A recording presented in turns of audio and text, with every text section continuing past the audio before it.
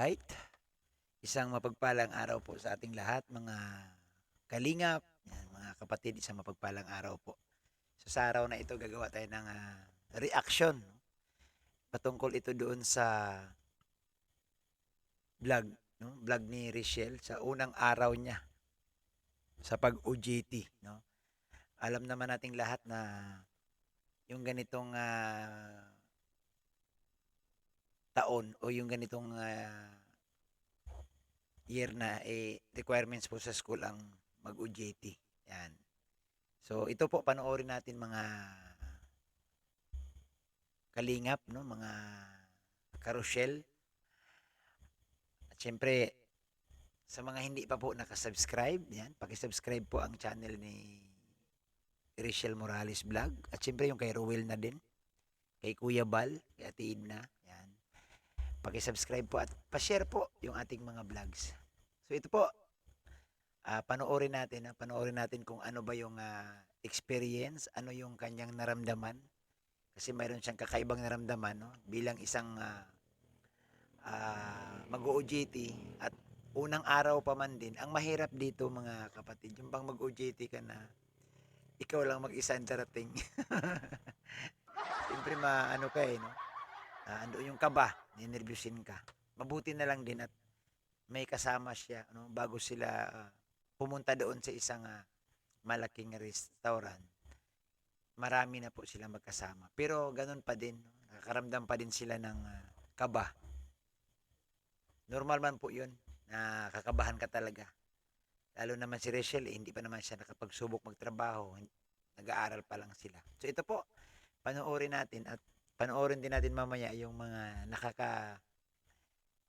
tawang video kung saan nang aasar na naman si Rachel kay Ruel. Yung nakasakay sila sa sasakyan. Pero unahin muna natin itong kanyang unang araw no, ng OJT. Ito na po, panoorin natin. Nandito na po kami sa Shop Juice. Dito na tayo sa ating pagtatrabahuhan. Ayan na. Mga kasama natin si Amaro, Ayan, okay lang yan kasi dumating yung kasabay-sabay din silang dumating. Medyo yung kaba mo doon na 80%, magiging 40% na lang kasi dumating sila no? Nasa labas. No? Pagdating ni Rachel, dumating din yung iba. So ilan sila? 4, 6. No? So okay na yon, medyo nakakawala ng kaba. Harold, tsaka si Kayla.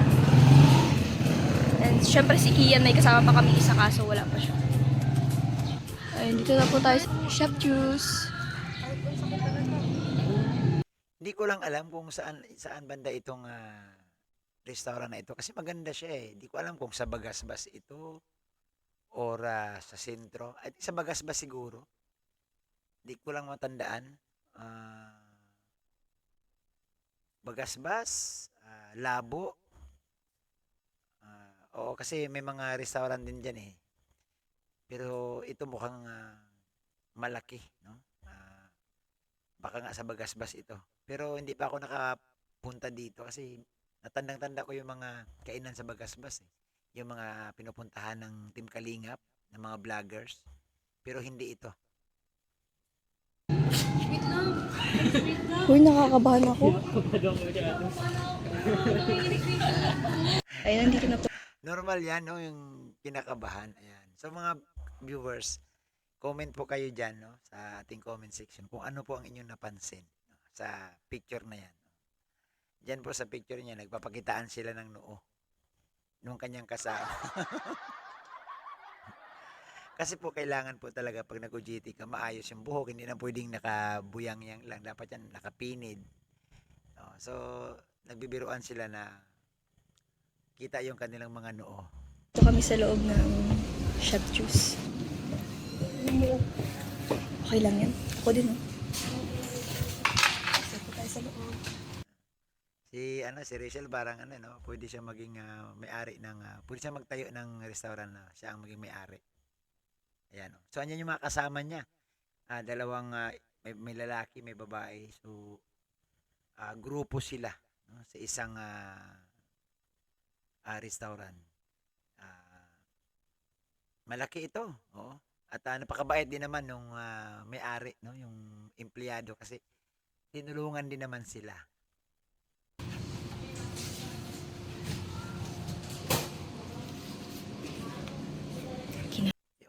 Yung mata ni Rachel at saka yung kasama niya umiikot eh. Umiikot no. Tinitingnan kung may customer na or andyan yung boss nila. Nakabata ako. Hindi ko alam kung mape-perfect ko ba to. Perfect yan. Relax lang dapat. Relax lang dapat. At napakaswerte din ni Rachel kasi mabait din yung kanyang kasama. No? Nagtutulungan din sila. Kasi may nagdadasal. Kasi yung tulog ko. Paano mo yung self-choose? Nanginginig na ako.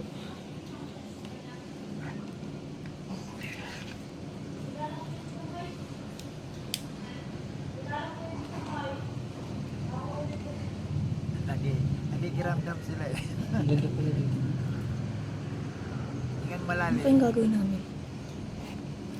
Kinakabahan na din ako nung nandito na ako. Nawala yung itatay ko.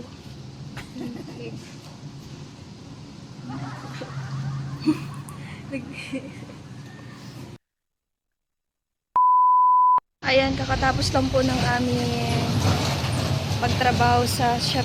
Oy, pero mabuti nga pinayagan silang mag-vlog doon sa loob, no? Siguro pwede naman hangga't wala pang customer.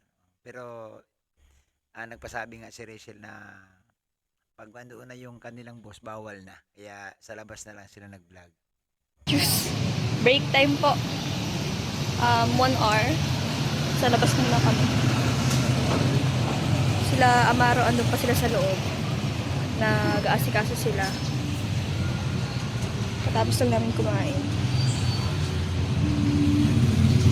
Ulam.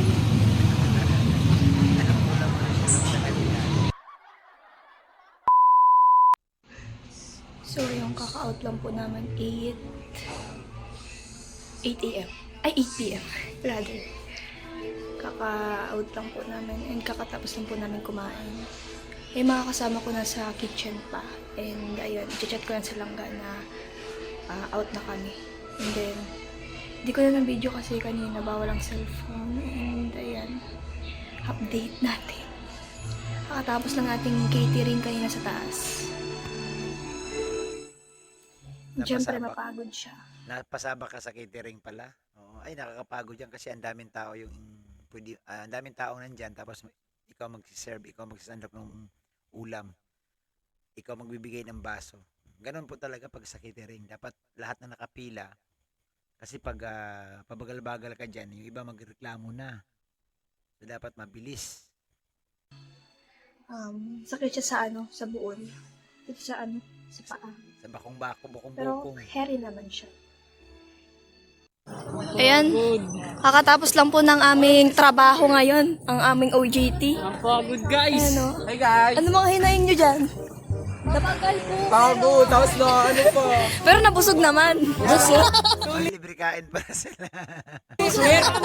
Ang sakit sa sa paa. Puro tayo Uy, bawal man po talagang umupo dyan. Oo. Kaya nakaka-proud yung mga nagtatrabaho sa mga catering, sa mga fast food, sa mga kainan. Hindi man pwedeng uupo kay kagaya lang si Jollibee ba?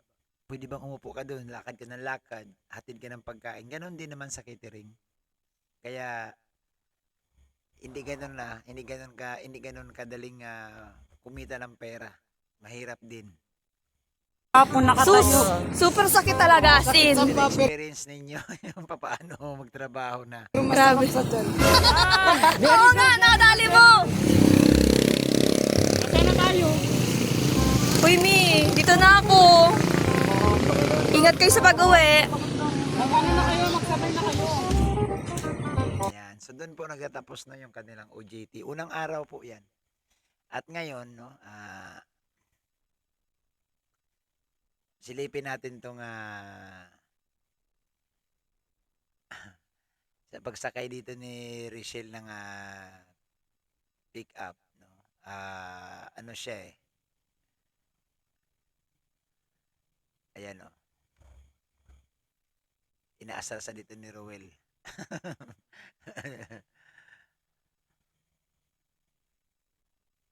Ayan. Bakit ikaw na papatay? Mas pasimple yun. Ganda. Ay, Papaanhin mo ako ah. Ayan.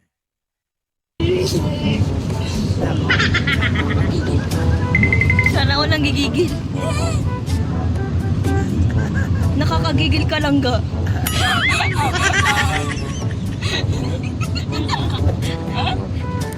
Ganun pala yung bawal. Bawal pala magsalita dito. Naasiwa siya.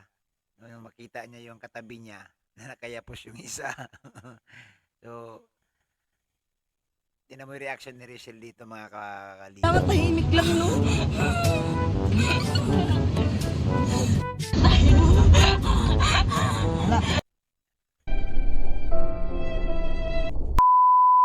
I love you. Ganun pala yun?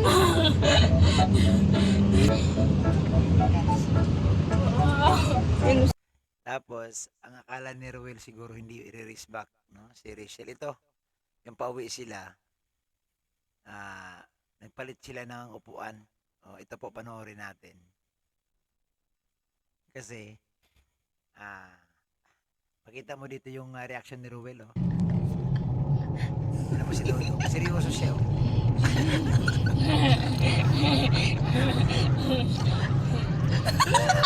Ano?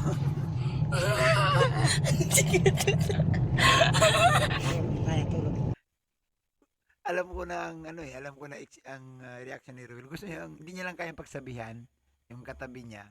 Siguro kung kapatid lang to niya or kaibigan or kamag-anak, sabihan niya ito eh. Yung kaya tinan mo, tinititingnan lang niya. Tinititigan niya na pailalim.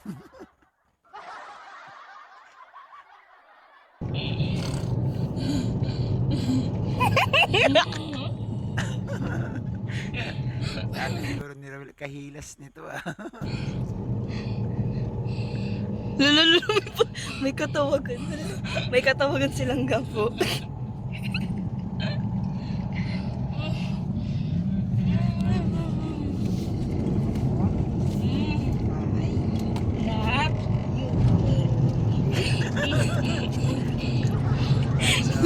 si Raul hindi siya makatingin. Sana all. Parang siguro sabi niya, ano ba ito? Umiiwas nga ako sa iyo. Naging katabi ko pa. Sana all. Hangga, maada ka. Maada ka nga, please. Oh, oh. Isa pa, isa pa.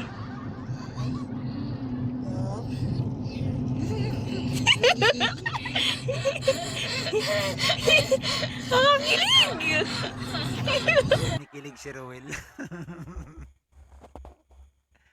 So yan po mga kapatid yung ating reaction sa araw na ito. Ano? Maiksing reaction. Good vibes lang po ito.